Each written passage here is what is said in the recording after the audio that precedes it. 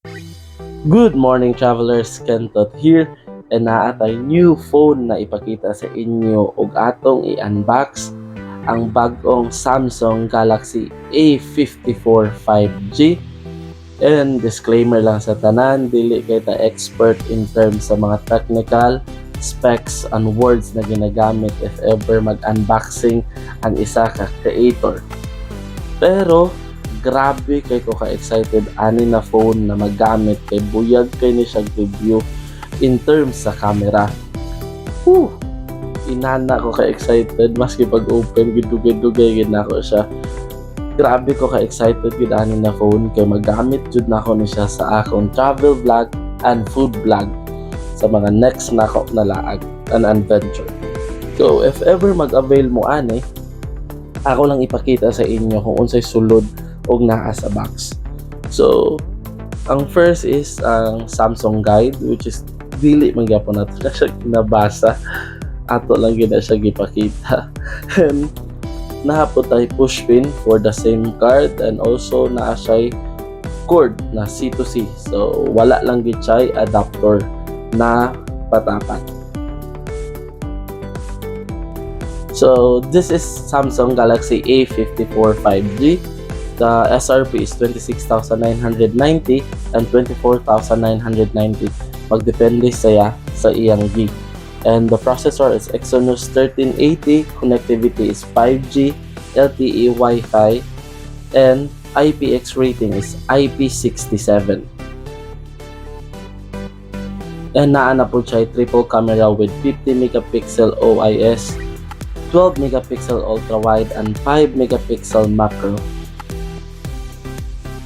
By the way, the color of this phone is lime.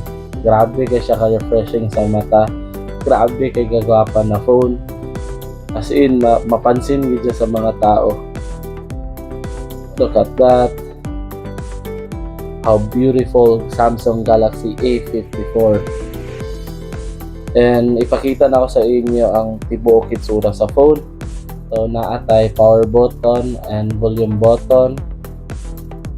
And speaker grill, and sa charger na type C, and that small circle is also a speaker, and wala lang tayo earphone jack. So need na ta mag Samsung Galaxy Buds, so baka naman Samsung.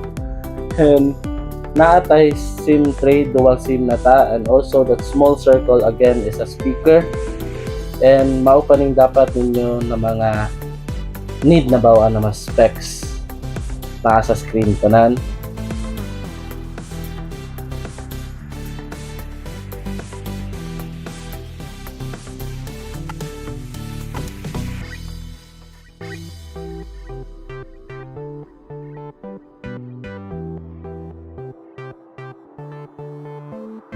And karon ipakita nako ang mga gamay lang na mga videos and picture using Samsung Galaxy A54 kung unsa siya kakada.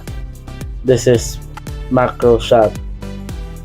Kita gid mo kung unsa ka detailed ang pictures. This is 0.05 shot, 1 shot, and the times 2 shot. So still grabe ka nice ang capture sa camera. This is low light shot pero nagamit ko Pro, as in may klaro gud sa tanan. Ngit-ngit kay na diha na area.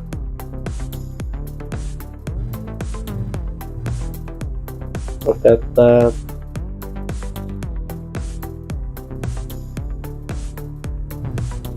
Also, I'm using Pro in this video.